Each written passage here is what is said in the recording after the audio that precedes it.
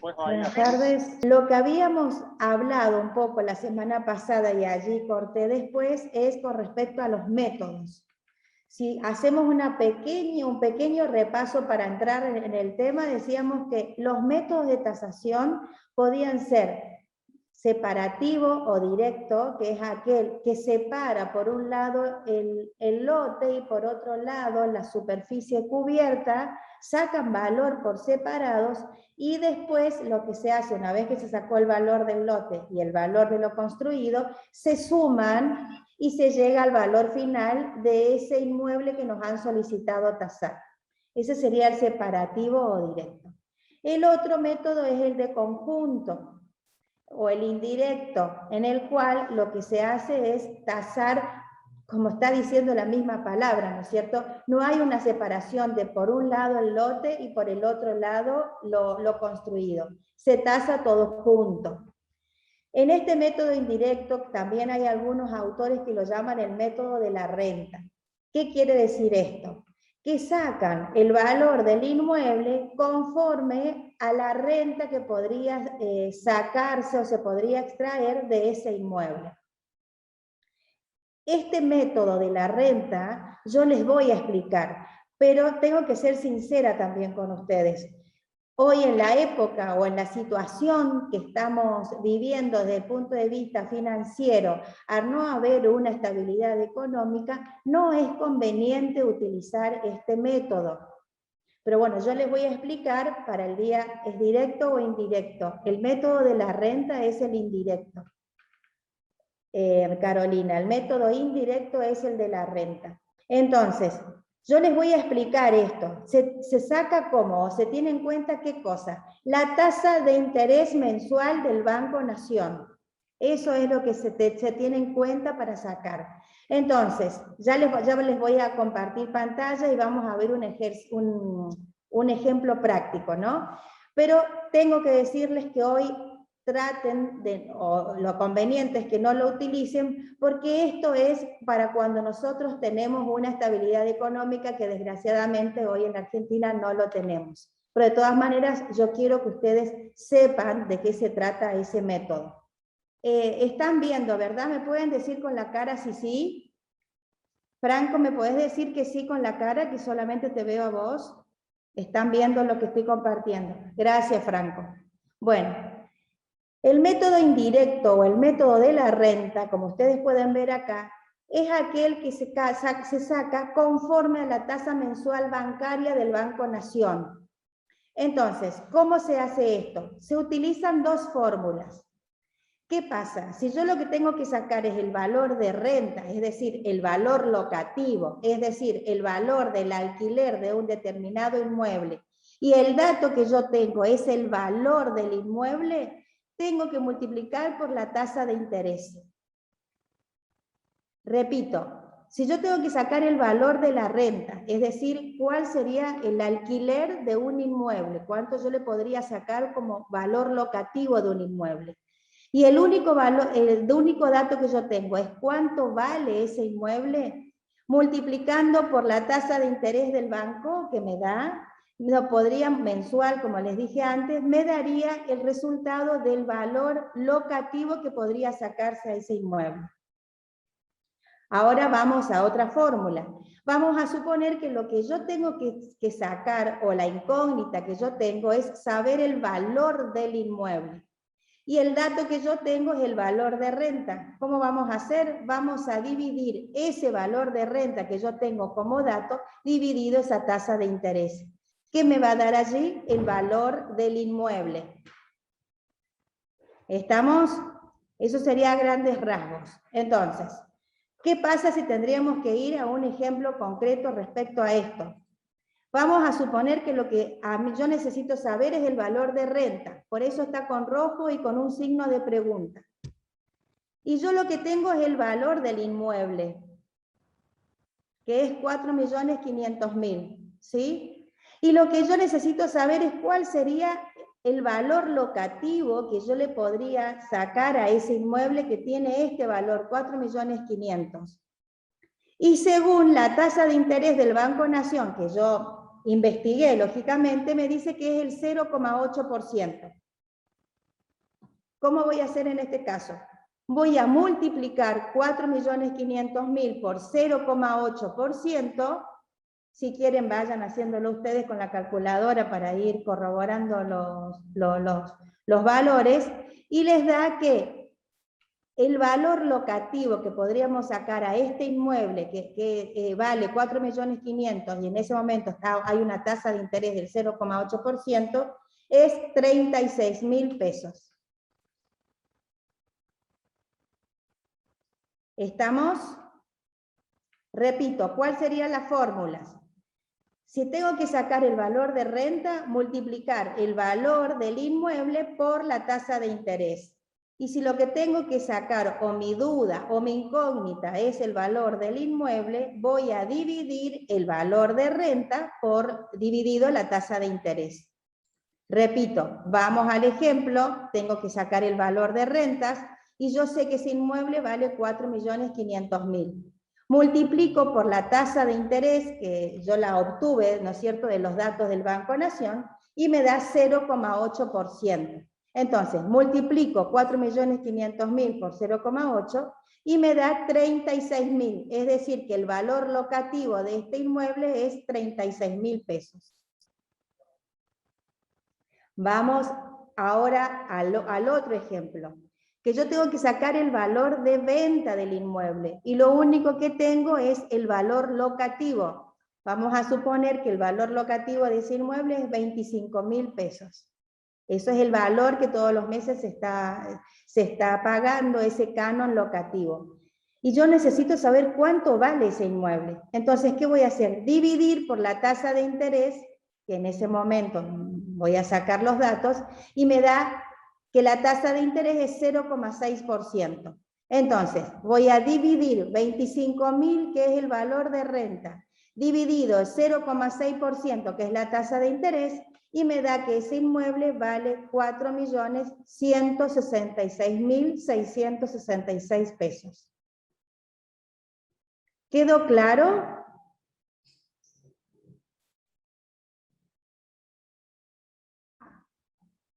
Profe, hay veces que no está actualizado lo de rentas, o hago mal la cuenta o no me da. ¿Qué tiene que ver lo de rentas?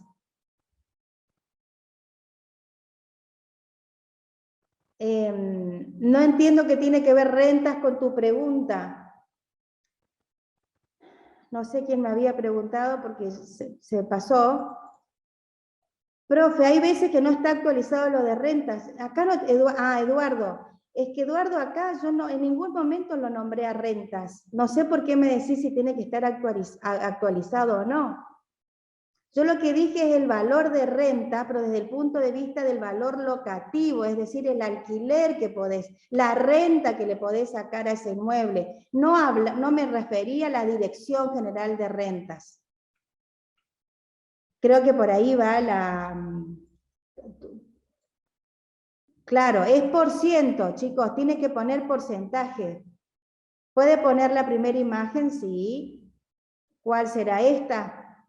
La de las fórmulas. ¿Es renta o como yo digo, alquiler, o es lo mismo que le diga valor locativo? Estamos hablando de eso, del alquiler que yo le podría sacar a una casa, que yo solamente sé el valor del inmueble y sé la tasa de interés.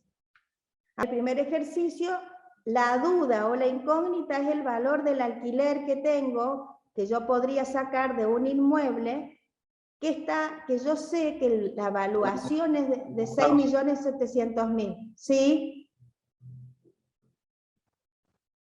Y eso, ¿de dónde sacás la tasa de interés? Y lo sacás de internet. ¿Te fijás cuánto está ahora la tasa del Banco Nación? Y de ahí sacás el interés mensual.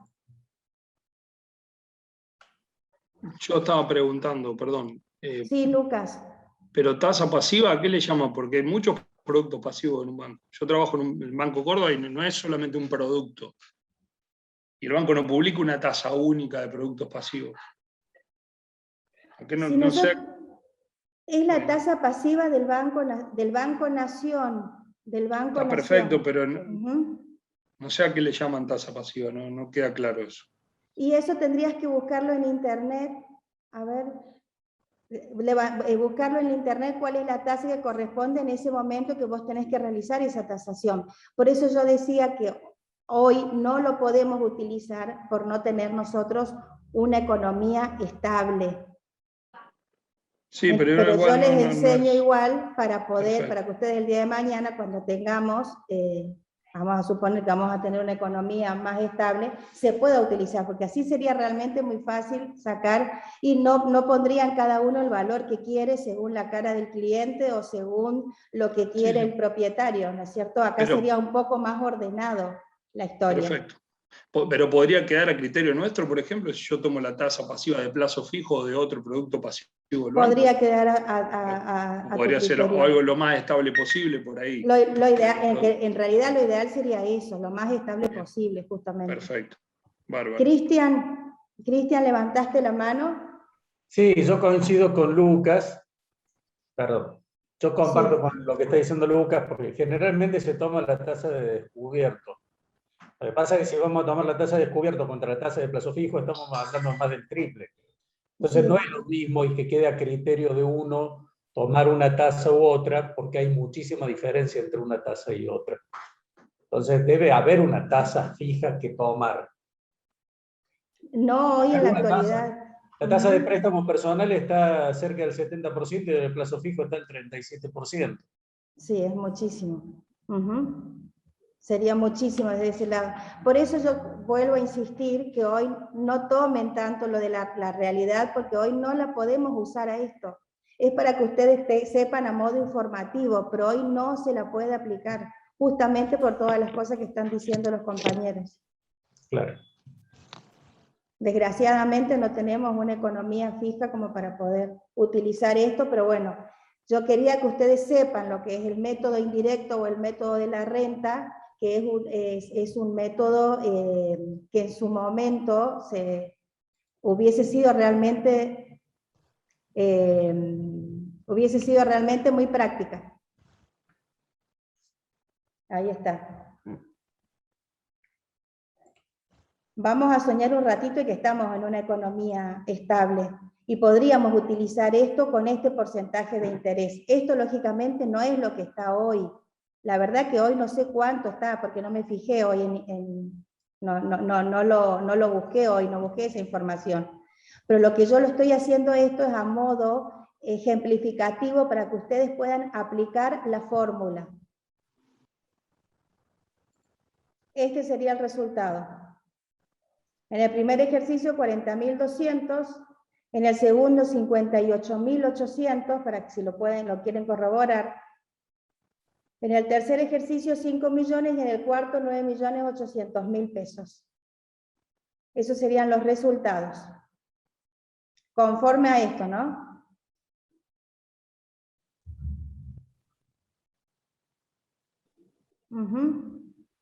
Profe. Alejandro, sí, Alejandro, te escucho.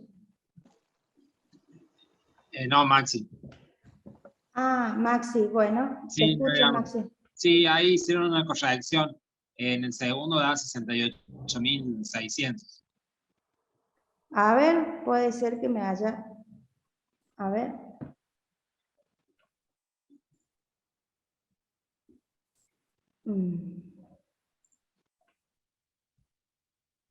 ¿En cuál decís?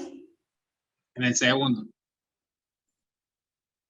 Es 9.800.000 por el 0,7%. Puede ser que yo me haya equivocado al transcribir 100.000 por 0,7. Sí, tienen razón, 68 es. Yo puse 58. Tienen razón, chicos, gracias. Bueno, eso me da la pauta que entendieron. ¿Los demás valores les dieron bien? ¿Coinciden?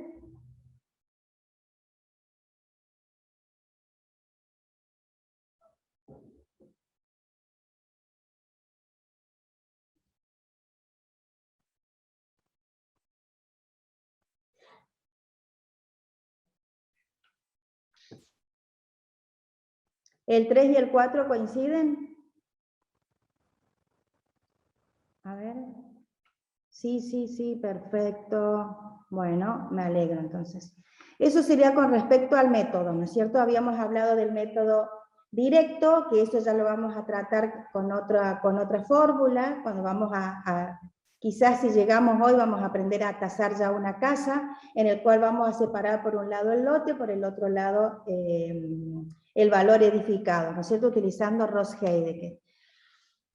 Pero lo que vamos a tener en cuenta también, lo que vamos a utilizar muchísimo va a ser el método comparativo, teniendo, ¿no es cierto?, sacando comparables del inmueble que nosotros tenemos que tasar, lógicamente, en las inmediaciones del inmueble que nosotros tenemos que tasar, y teniendo en cuenta también las características de ese inmueble que sean similares. Vamos a utilizar también lo que llamaba Chandías, que era el método de balance, que es aquel usando la experiencia también y utilizando varios métodos o conjugando varios métodos, se va a llegar al valor final del inmueble. No es que nosotros vamos a utilizar un método y vamos a seguir solamente ese, no. Si hay varios métodos que se pueden aplicar conforme a la naturaleza de la cosa que nosotros estamos tasando, podríamos utilizar lo que se llamaba técnica de balance, que es el conjunto de todos los métodos que uno conoce. Repito, siempre y cuando sea acorde, ¿no es cierto?, para el inmueble que nosotros estamos por tasar. ¿Alguna pregunta respecto a esto? Bueno, otra cosa que vamos a aprender, chicos, hoy, va a ser los factores intrínsecos y los factores extrínsecos, que en realidad lo que vamos a tener en cuenta acá va a ser el FOS y el FOT. Supongo que alguna vez habrán escuchado hablar de lo que es el FOS y lo que es el FOT. Y realmente esto es el FOS significa factor ocupacional del suelo. Y el FOT significa factor ocupacional total, o factor ocupación total, o factor ocupación del suelo. ¿Para qué a nosotros nos serviría saber el FOS y el FOT? Vamos a tomar en cuenta algo. Conforme, a ver, la ciudad de Córdoba, estamos hablando de Córdoba ciudad, está dividido a través de la ordenanza, creo que es la 8.256, si no me equivoco, que eso obviamente nos da la municipalidad, nos dice que conforme a dónde está ubicado el lote, vamos a tener diferentes disposiciones para poder construir allí. Quizás en algún sector de la ciudad de Córdoba podemos construir 7 pisos, en otro podemos construir 5 pisos, quizás y en otro no podemos construir ningún piso, solamente en planta baja. Bueno, a través del FOS y a través del FOT voy a poder darle a mi cliente, o en el momento de la tasación, o si alguien me pide un asesoramiento para saber qué FOT podría tener ese inmueble, saber cuánto se podría edificar en altura.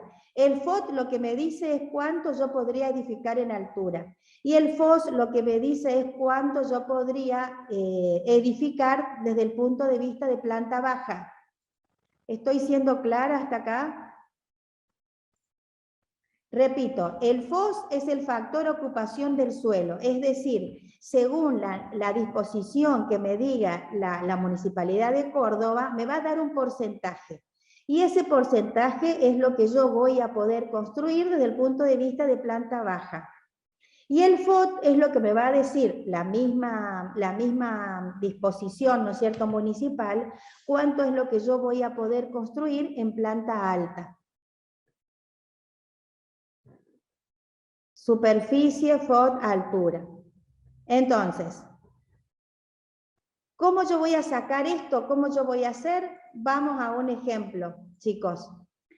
Es la ordenanza 8.256, en la cual es la que está vigente, ¿no? Acá en la ciudad de Córdoba. Y yo, conforme a dónde está ubicado ese lote, me va a decir a qué zona pertenece. Y me va a decir cómo está, esto es la transcripción tal cual de esta zona que está en el artículo 58 de esta ordenanza 8256 municipal. Entonces, aquí, según esta ordenanza, según este lote que está ubicado en zona G3, me dice que el FOS, es decir, el factor del suelo que yo voy a poder edificar, es un máximo de un 70%. Y el FOT me dice que es 2. Ya vamos a ver cómo se realiza esta operación matemática. Diciendo, repito, acá en esta en particular me dice que el FOS es un 70% y el FOT máximo 2. Pero también me dice que la altura máxima de edificación va a ser 12 metros, los retiros de edificación de la línea, los retiros de línea de edificación, qué es lo que yo tengo que... Todo esto, todo lo que me establece a mí la ordenanza es lógicamente lo que voy a tener que tener en cuenta al momento de edificar y obviamente tener que respetar. Entonces, vamos a un ejemplo. Vamos a suponer que tenemos un lote que de superficie total es 450 metros cuadrados. Y el FOS me dice que es 0,7, o vamos a poner así como me establece la norma, perdón, 70%. Y el FOT me dice que es de 7%. Perdón, un FOT de 3, un FOT de 3 y un FOS de un 70%. Entonces, ¿cómo yo voy a hacer? Voy a multiplicar la superficie total por este 70% que me establece o me está autorizando la municipalidad. Entonces, si yo hago 450 por 70, me da un resultado de 315 metros. ¿Qué quiere decir eso? Que en planta baja yo voy a poder edificar 315 metros en este terreno que tiene 450 de superficie total. Repito, ¿cómo voy a hacer? Voy a multiplicar la superficie total, que yo voy a saber, lógicamente, cuál es la superficie total del terreno, me va a decir, qué sé yo, 10 por 45, por ejemplo. Entonces, de ahí yo voy a saber que, la superficie total es 450 metros. Y el FOS me dice que es un 70%. Entonces, ¿qué voy a hacer? Multiplicar 450 por 70% y ahí es lo que me va a dar el resultado. En este caso específico es 315 metros cuadrados. Y me dice que el FOT es 3. ¿Cómo hago yo con el FOT que es 3? Voy a multiplicar los 450, que es la superficie total, por 3. Y ahí lo que me va a dar es el FOT de este inmueble en particular que estamos tratando. El resultado es 1.350 metros cuadrados, es decir, que voy a poder construir en planta alta, por decirlo de alguna manera, 1.350 metros cuadrados.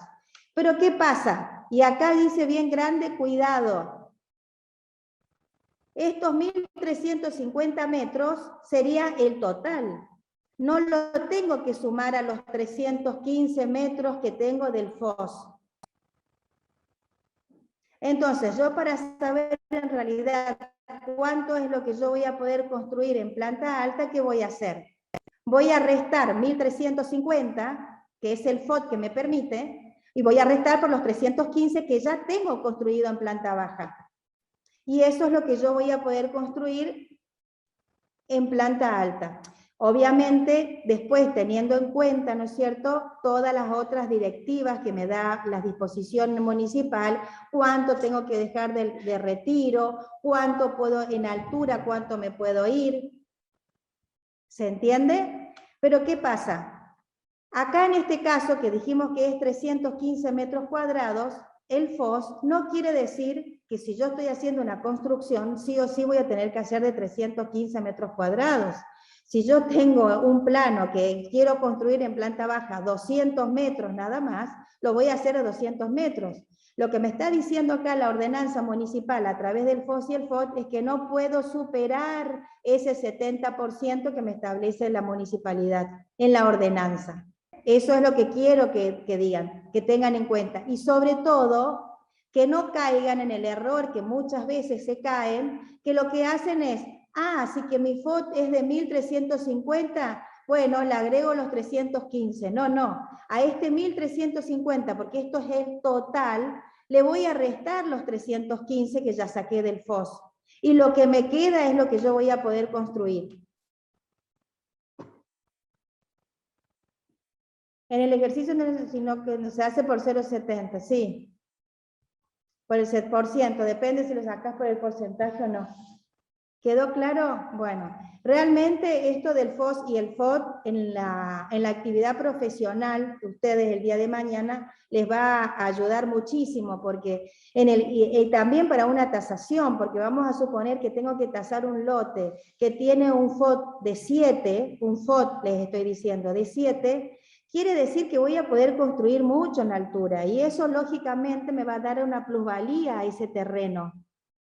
No es lo mismo un inversor que quiera comprar un terreno en en Nueva Córdoba, que sabe que va a poder construir en altura y que va a poder tener muchos pisos allí, la capacidad para construir, que compre un inversor, por ejemplo, un terreno, no sé, por decirles en Villa Libertador, que yo supongo que el FOD es mucho más bajo. Entonces, como inversión, y lógicamente me voy a ir a un lugar. Si yo lo que quiero es invertir, me voy a ir a un lugar que pueda tener mucho más metros para construcción en altura. Y eso el corredor inmobiliario el día de mañana va a tener que asesorar a la persona que viene para pedirle una tasación, porque como dije antes, esto va a ser un beneficio a ese terreno o una plusvalía. A ver, ¿se entendió? Pero Carolina, ¿pero puede ser más que una propiedad en la misma parcela? ¿Cómo más que una propiedad? ¿Más de una propiedad? Y lo que pasa es que acá lo que te dicen, Estefanía, son los metros que vos podés hacerlo. Siempre y cuando vos respetes, la ordenanza, como les dije antes, la 8256, siempre me olvido, no me acuerdo si 8256, si respetás, ¿no es cierto?, vas a poder realizar. Es más, a lo mejor, como en este caso que decíamos, yo tengo 1350 metros. Si le resto, me quedan menos metros, lógicamente, para construir en altura, si resto los 315. Pero si yo quiero construir menos de lo permitido, también lo puedo hacer. Lo que yo no puedo hacer es construir más de lo permitido. No especifican pisos o hay que calcularlos. No especifican pisos, Carolina. Lo que tenés que hacer es después una deducción, que eso lógicamente ya va a ser con ayuda del arquitecto. Te va a decir, por ejemplo, mira, como dice acá, te voy a mostrar específicamente. Dice una altura máxima de edificación de 12 metros. Así tal cual es lo que te sale la ordenanza. No te está diciendo los pisos. Te está diciendo altura máxima de 12 metros. Supuestamente, si lo haces de 3 metros cada uno, sería hasta 4 metros, 3 por 4, 12. Haciendo así un cálculo rápido. Pero no te dice los pisos, la ordenanza. Te dice la máxima altura que podés edificar. Realmente me interesa que les haya quedado claro, porque es realmente importante para el día de mañana, como dije. Profe, cada municipio tiene su ordenanza, ¿no? Ahora estamos hablando de la ciudad de Córdoba. Sí, Nadia, estoy hablando de la ciudad de Córdoba, específicamente. Y esta ordenanza que yo te acabo de nombrar, la 8256, es la de Córdoba. Ustedes mismos tienen acceso. Si ustedes entran a la página de la Municipalidad de Córdoba y ponen uso del suelo, les va a salir esta ordenanza. Entonces, ¿ustedes qué van a tener que saber? ¿Dónde, a qué zona pertenece el lote que ustedes tienen que tasar? Y conforme a la zona que les dice, van a tener que entrar a la ordenanza y fijarse. ¿Qué FOS sería qué FOD? ¿Qué les quiero decir con esto? Que no siempre es el mismo. Acá, por ejemplo, ven uno, acá hay otro gráfico para que puedan ver. Acá tenemos una zona G3, otra F3. No son iguales las disposiciones, o mejor dicho, los permisos que les piden, que les da la municipalidad. Acá a lo mejor son 12 metros, a lo mejor acá en F3 sea 7 metros en altura. Va a depender de la zona para saber qué disposiciones. Por eso digo, ustedes van a tener que entrar a la página de la municipalidad y allí les va a decir específicamente el lote que ustedes tienen, a qué zona pertenece, y allí recién ustedes poder saber, a través de esta ordenanza 8256, cuál sería lo permitido. Existe una fórmula del Tribunal de Tasaciones que colocando el FOS y el FOD te arroja la cantidad de pisos se pueden construir. No, desconozco eso, que yo sepa no. No sé si me estás dando una aseveración o me estás preguntando, Mariano. Yo no tengo conocimiento de eso. Lo que te da la fórmula del Tribunal de Tasaciones son los coeficientes aseverás. Bueno, las fórmulas que te da, los coeficientes que te da el Tribunal de Tasaciones es justamente conforme a los metros de frente y a los metros de fondo, qué coeficiente le corresponde a ese inmueble en general. Pero no conozco esa fórmula que vos me estás diciendo, Mariano. La única fórmula es esta, la del FOS y el FOD, y la que te da, ¿no es cierto?, el porcentaje en la municipalidad. Ahora vamos a ver una fórmula del Tribunal de Tasaciones, y vas a ver que lo único que te da esa fórmula del tribunal, o esa tabla del tribunal, el coeficiente teniendo en cuenta frente y fondo. Después, por favor, si tenés esto, mostrámela, porque para mí realmente eso es nuevo.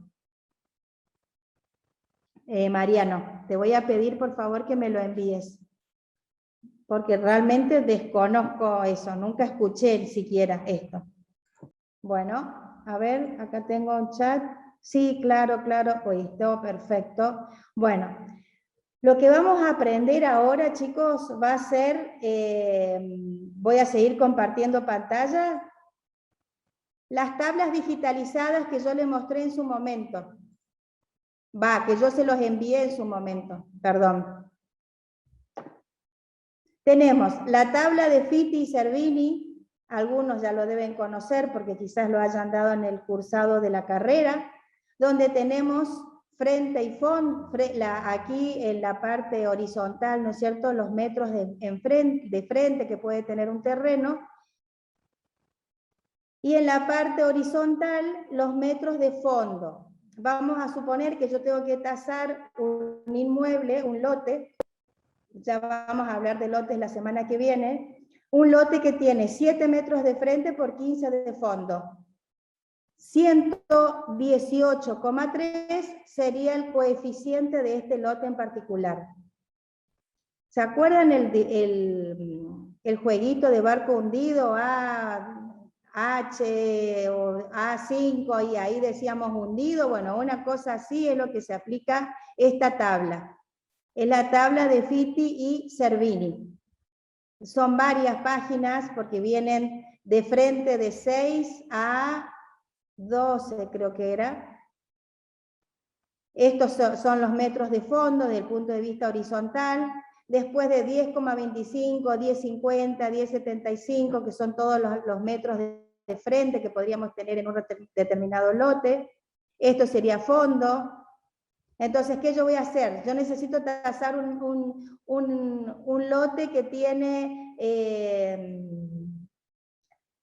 12,25 de frente por 45 de fondo. Bueno, voy a venir a la tabla y voy a buscar 12,25 de frente, dije 45 de fondo, sería el coeficiente 84,1. De esta forma es lo que aplicamos las tablas. Entonces tenemos la de Fitti y Cervini, que como acá pueden ver son varias hojas. Después tenemos la del Tribunal de Tasaciones, que es lo que yo le decía recién a Mariano. Esta tabla del Tribunal de Tasaciones lo que me da son los coeficientes del frente en metros del lote y los coeficientes de fondo en metros de ese lote. ¿Qué coincido? Porque ustedes pueden decir, pero profe, son 2 páginas nomás la del Tribunal de Tasaciones, y sin embargo la de Fitti y Cervini son como 8 páginas. ¿Cuál sería la diferencia? Que acá, en la de Fitti y Cervini, va diciendo 23,50, 24, 24,50, 25, por eso es más larga, mientras que la del Tribunal de Tasaciones es 6, 7, 8, lo único que cambia es en el 8,66. después 9, 10, 11, no tenemos como en el otro que está dividido en 25, 50, 75. Por eso es menor la cantidad de hojas que tiene la tabla Tribunal de Tasaciones. ¿Y qué hago con ese coeficiente?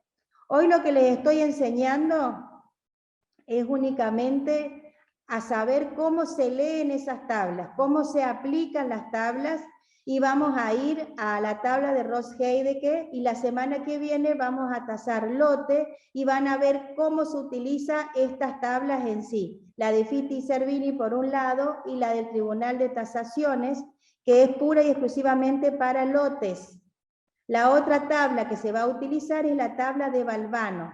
¿Para qué sirve la tabla de Balbano? Para saber cuánto valdría un inmueble que está ubicado en una esquina. En cambio, la del Tribunal de Tasaciones y la de Fitti y Servini sirve para saber cuál sería el coeficiente de un lote que yo tengo que tasar, pero es un lote medial. Entonces, para una tabla, si yo tengo que tasar un inmueble, ¿no es cierto?, que en el cual un lote está en una esquina, no voy a utilizar nunca la tabla de Fitti ni la de Tribunal de Tasaciones. Voy a utilizar la tabla de Balbano.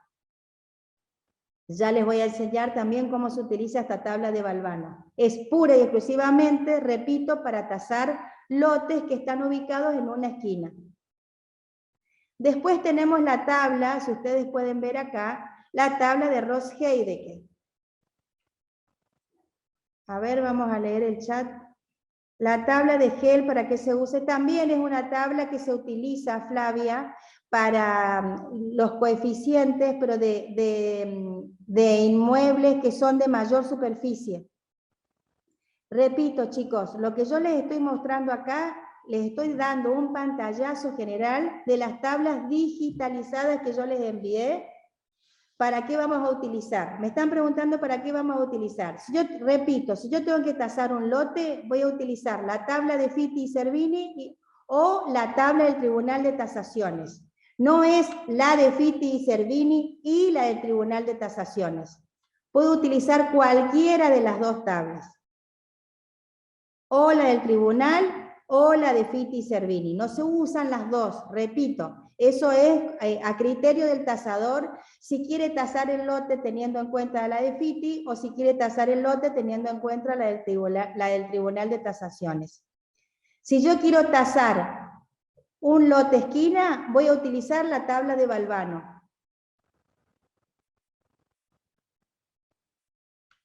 Y si yo quiero tasar una casa, vamos a ver, a suponer que lo que yo quiero tasar es una casa, voy a utilizar la tabla de Ross-Heideke. ¿Para qué me sirve a mí la tabla de Ross-Heideke? Para hacer la depreciación de un inmueble, teniendo en cuenta la antigüedad que tiene esa construcción, o es decir, los años que tiene esa construcción, y teniendo en cuenta también el estado que tiene esa construcción. Acá me dice Daniel, ¿y en cualquiera de las dos llego a casos a valores similares? No, Daniel, está buena tu pregunta. Si vos llegás a utilizar la tabla de la tabla de Fitti y Servini, y luego el mismo ejercicio lo aplicás utilizando la tabla del Tribunal de Tasaciones, por lo general, si usás la tabla del Tribunal de Tasaciones, va a ser un poquito superior el valor al que vos arribes. Un poquito superior con respecto a la de Fitti y Servini. No vas a llegar al valor igual entre una y otra. Pero vas a llegar a valores similares, sí, con cualquiera de las dos. Y la tabla de Ross-Heideke, ¿en qué caso la aplicaría? Que me están preguntando a mí. Bueno, en el caso de que yo tenga que tasar, por ejemplo, una casa. Utilizando el método separativo que yo les explicaba la otra vez. Que por un lado tasaba el lote y por el otro lado tasaba lo edificado. Vamos a suponer que tengo que tasar una casa que tiene 25 años de antigüedad. Supongo que deben estar de acuerdo conmigo que al tener 25 años hay que hacerle una depreciación. ¿Qué quiere decir depreciar? Castigar a ese inmueble porque tiene 25 años. Eso quiere decir depreciar. Me van a escuchar decir mucho esa palabra. Entonces, todos van a estar de acuerdo conmigo que sí, una casa tiene 25 años, entonces hay que hacerle un castigo. Acá el quid de la cuestión va a ser saber cuánto porcentaje le voy a castigar a esa casa por tener 25 años. ¿Quién me va a decir ese porcentaje que yo le voy a castigar a esa casa? La tabla de Ross-Heideke.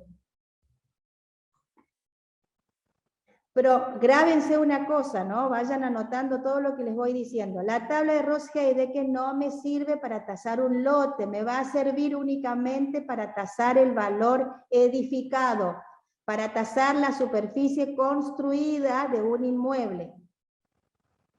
Que después, si por separado yo saqué el valor del lote, sumo ambos valores y ahí voy a tener el valor total del inmueble. Y si es casa-esquina, se usa la misma tabla de Ross.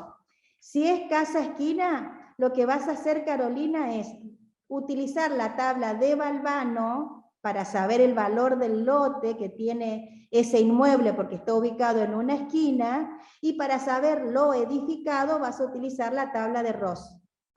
Siempre vas a utilizar la tabla de Ross para lo edificado. No importa si tu inmueble está en una esquina o está ubicado desde el punto de vista medial. Si, por ejemplo, la construcción es mala, pero el terreno tiene excelente ubicación, ¿qué tabla usaría? Ross-Heideke. Y ya te explico por qué. Ya te explico por qué. Ustedes ven acá que dice 1, 1,5, 2, 2,5, 3, 3,5, 4, 4,5 y 5. ¿Bien? Este 1, 1,5, si ustedes quieren, me parece que va a ser mejor eso. Escriban acá al lado qué significa ese 1, 1,5. Acá, como dice bien, estado de conservación, el 1 sería un estado excelente del inmueble. Yo los invito y les sugiero que escriban en cada numerito que ven acá arriba, que yo estoy mostrando con el cursor, escriban qué significa ese 1. Ese 1 significa muy bueno, perdón, excelente. El 1 significa excelente, es decir, que el estado de ese inmueble, el estado de conservación es excelente. El 1,5 significa muy bueno. Repito, el 1,5 significa muy bueno. El 2 significa bueno.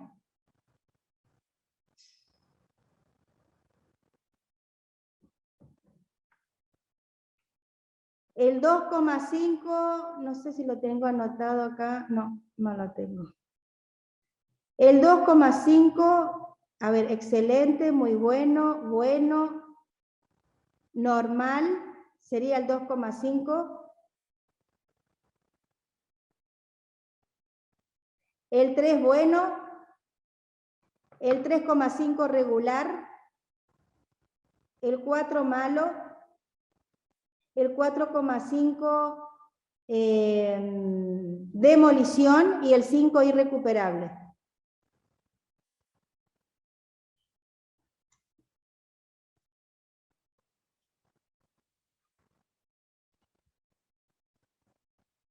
¿Cómo sería el 5?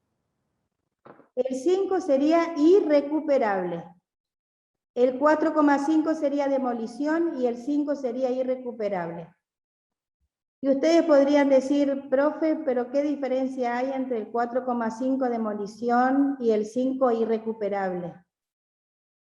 Porque en el 4,5, en el estado de un inmueble, puede ser que esté realmente en muy mal estado de conservación, pero desde allí podríamos extraer a lo mejor aberturas. Entonces hay algo que se puede recuperar, no desde el punto de vista de material de paredes, pero sí desde el punto de vista de, como dije recién, por ejemplo, di el ejemplo de aberturas. En cambio, en el 5 irrecuperable, ya no puedo sacar nada en positivo de ese inmueble. Esa sería la diferencia entre uno y otro. Perdón, ¿me repite el 3?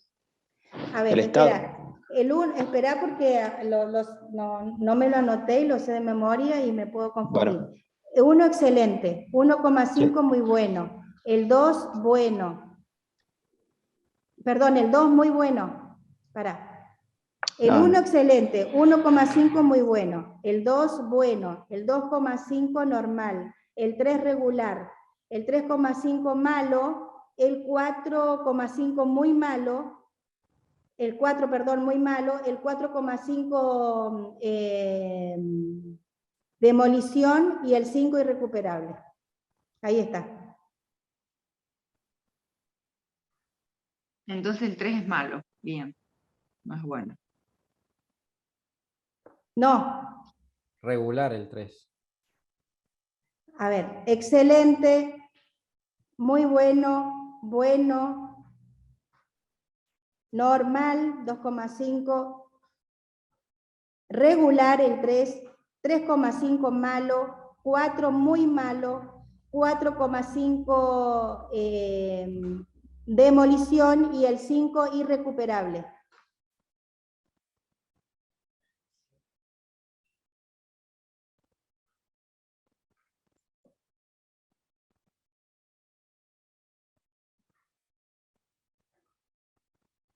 Les prometo que les voy a subir bien, bien grandes los números, o les voy a agregar en el PowerPoint para que a ustedes les quede. Entonces, ¿para qué me sirve el 1, 1,5, 2, 2,5? Porque yo voy a tener que saber del inmueble qué estado tiene. ¿Y cómo voy a saber el estado? ¿Me va a decir, por ejemplo, el cedulón de renta o me va a decir el municipal? No, lo que me va a dar el estado del inmueble va a ser la inspección ocular que realice el perito tasador.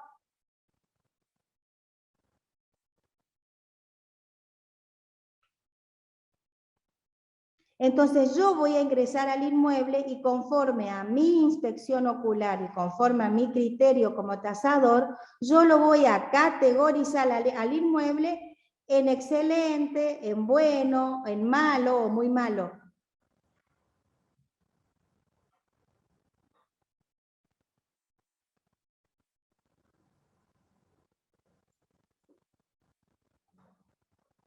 Entonces, ¿cómo vamos a aplicar esta tabla? Que como dijimos, y anoten por favor en algún lugar, ¿cuál sería, para qué utilizaría esta tabla? Pura y exclusivamente para saber, desde el punto de vista de la superficie cubierta, qué depreciación tendría que darle yo a ese inmueble conforme a los años que tiene y conforme al estado que tiene.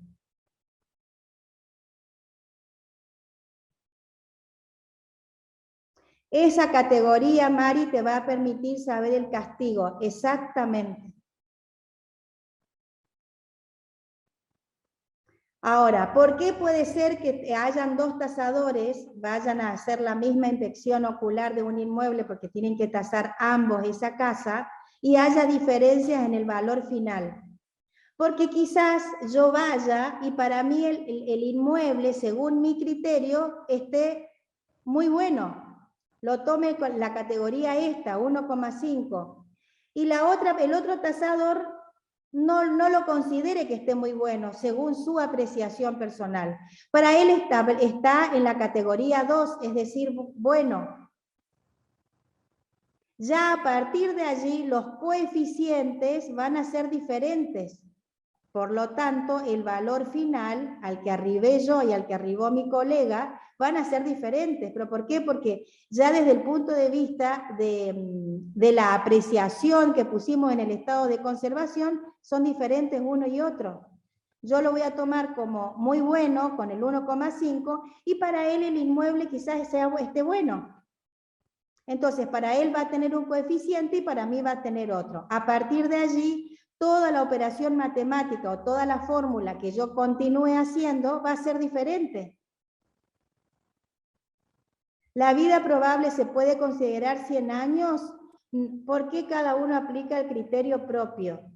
Y lo que pasa, Mari, es que para algunos, a lo mejor yo voy a un inmueble y yo lo veo desde el punto de vista edilicio y yo veo que el inmueble está en muy buen estado. porque yo veo que no tiene problemas de humedad, ni tiene problemas de grieta, ni tiene ningún tipo de problema. Entonces para mí, yo tasadora voy a ponerle que está en estado muy bueno. Pero a lo mejor vas vos a ver ese inmueble y vos ves que el inmueble, por ejemplo, no tiene pintura, no está pintado. Entonces a vos te va a parecer, según tu criterio, que el estado no es muy bueno, porque le falta pintura. Entonces, desde ese lado vos le vas a poner bueno, yo le voy a poner muy bueno. Tu criterio está mal, mi criterio está mal, y no, ninguno de los dos.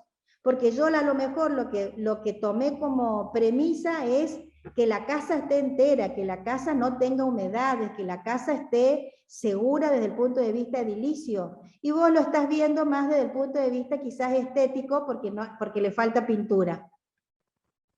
Y quizás para mí la pintura no es relevante, porque sé que se pinta y ya está. La historia es que no tenga problemas de una patología esa casa. Entonces, cada uno aplica el criterio y por eso, ¿está mal? No, ese es tu criterio y este es el mío. De todas maneras, si yo pongo muy bueno y vos pones bueno, en el valor final no vamos a tener tanta diferencia. El asunto es si yo le pongo muy bueno y vos le ponés el estado muy malo o regular. Ahí sí va a haber una diferencia importante en el valor final al que vos arribes al inmueble, y ahí sí vamos a tener que decir, bueno, vos decís que es muy malo, el estado está muy malo. Bueno, entonces vas a tener que justificar por qué decís que está muy malo. A ver... Una casa, ¿la vida probable se pueden decir 100 años? No. En realidad, la vida probable de un inmueble es entre 70 a 80 años. Esa es la vida probable. No hay ningún estudio específico que diga concretamente son 70 años o son 75 años. Eso también es a criterio del tasador, pero es entre 70 a 80 años la vida probable de un inmueble.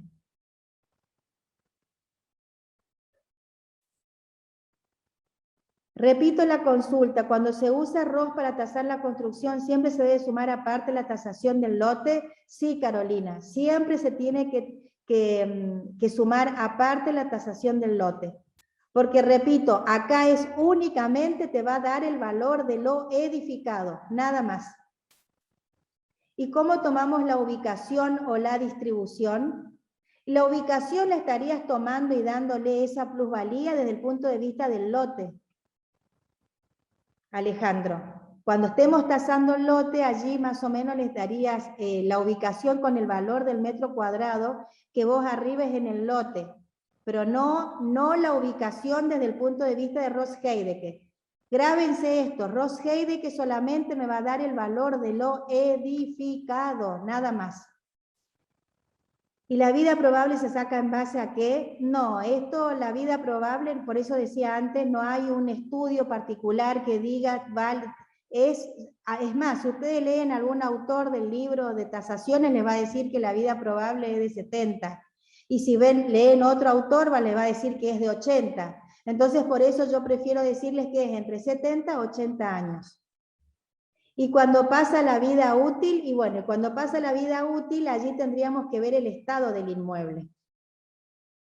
¿Por qué les digo esto? Vamos a suponer, si yo tengo que tasar el Colegio Nacional de Montserrat, tiene 350 años, y no podría ingresar acá en el valor en esto, porque supuestamente la vida probable es hasta 80 años, entonces el Montserrat no podría tasarlo. Pero bueno, no por eso, por los años que tiene ese inmueble, que decimos que tiene 350, está a demolición. ¿Por qué? Porque acá en el caso del MONSE del Colegio Nacional de Montserrat específicamente, tiene en cuenta el material con que fue construido, el mantenimiento que tuvo a lo largo de todos estos años. Profe, ¿va a mandar ejercicios? Sí, ya les voy a subir tomar el valor del metro cuadrado de terreno, ¿podemos tomarlo por el Colegio de Arquitectos de Córdoba o qué recomienda? El valor del metro de terreno podemos tomarlo por el Colegio de Arquitectos de Córdoba. No sé si hoy está actualizado eso. Plug, no, Amplay, no sé cuál es el nombre. Para tasar galpones, ¿se utiliza también ROS o solo es para viviendas esa tabla? También se utiliza ROS. También se utiliza ROS. Cuando hay problemas de acontecimiento, ¿se considera malo o muy malo en una casa antigua? Sí, por supuesto, porque ya tenemos un problema edilicio. Ya tenemos un problema edilicio allí, chicos. Ya estamos peligrando desde el punto de vista... ¿El valor del metro cuadrado de terreno no se saca el PUS? Sí, se saca el PUS. El PUS quiere decir precio único de la zona. ¿La tabla de ROS se saca con vida probable 100 años? No, ya les dije que se saca alrededor de 70 a 80 años.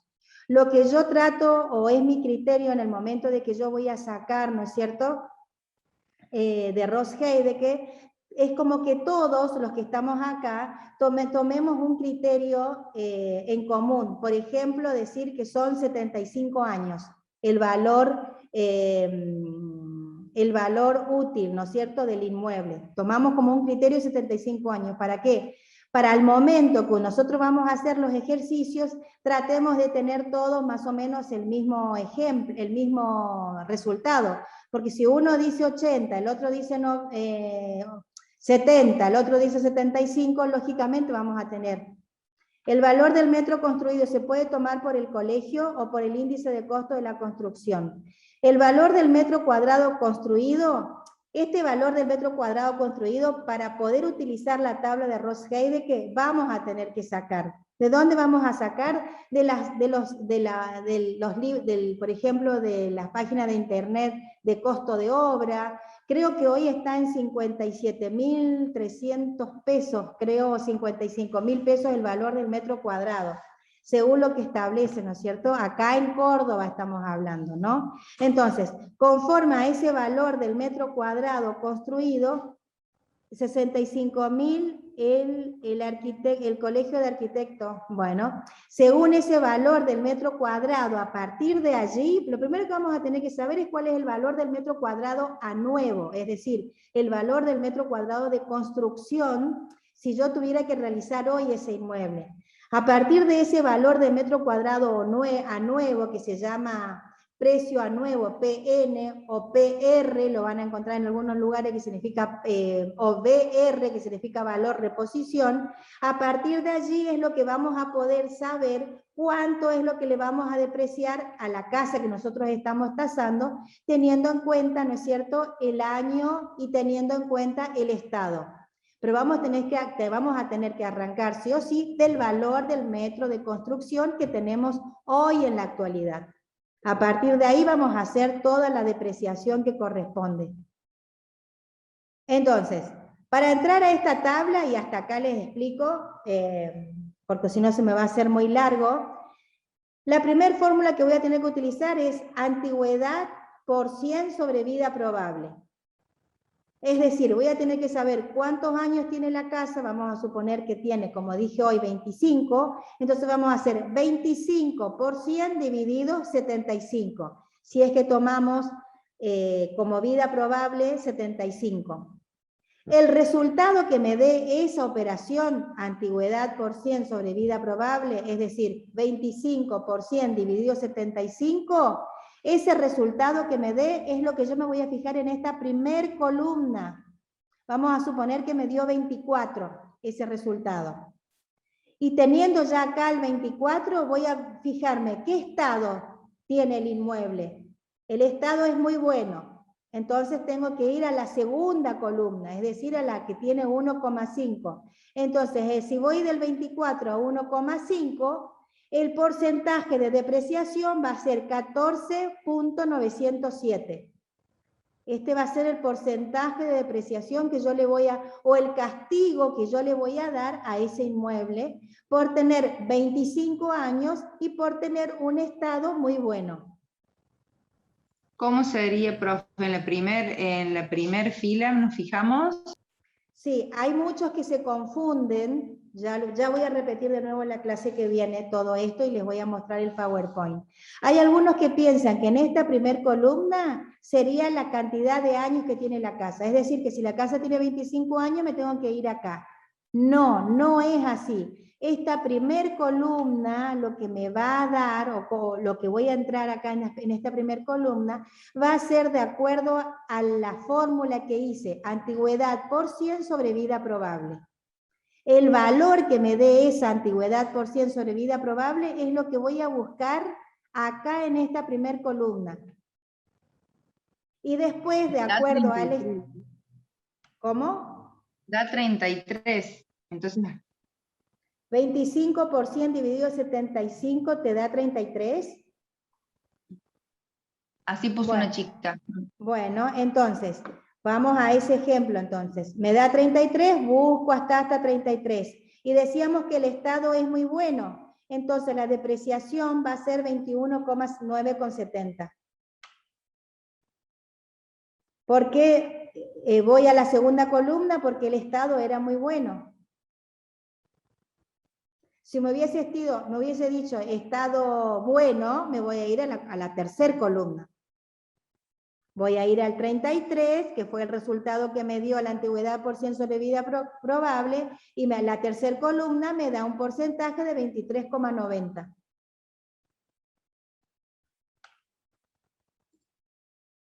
Perdón, pero hay algo que no me quedó claro. ¿La vida probable de dónde sale? La vida probable no hay una fórmula matemática específica. Esto es lo que hay en los libros, en los diferentes tipos de libros que hay conforme a los usos y costumbres, Alejandro. Pero no hay una fórmula matemática para decir la vida probable es de 70 años. Oscila entre los 70 a los 80 años. ¿Quedó claro, chicos, hasta acá lo que hemos dado? No quiero tampoco atormentarlos con tantos números. No quiero atormentarlos con tantos números, pero bueno. Sí. ¿Qué vida probable usó en el ejemplo usted que no lo tengo? La vida útil que utilicé ahora en el ejemplo fue 75. 75, gracias. Ajá. De todas maneras, no se apuren. Hasta acá llegamos. Yo lo que quise hacer es como una presentación muy general, pero para la clase que viene ya saben que vamos a hablar específicamente. Vamos a hablar de las tablas, ya les estoy enseñando cómo es el uso, tengan la calculadora, y ya vamos a ir a un ejemplo concreto. Tenemos que tasar una casa que tiene 20 años y un estado es bueno. Bueno, respecto a eso, vamos a hacer la fórmula y vamos a llegar al valor de la casa. ¿Quedó claro? Bueno, chicos, ya lo vemos la semana que viene con el ejemplo concreto del PowerPoint, ya se van a poder sacar todas las dudas y ahí van a quedarse tranquilos. No es difícil, chicos, es realmente muy fácil. Por ahí en la teoría uno dice, no, es difícil. No, realmente es muy fácil. Solamente aplicar fórmulas y nada más. ¿Estamos? Bueno, chicos, que tengan una buena semana y nos vemos el lunes que viene. Mucha suerte para todos.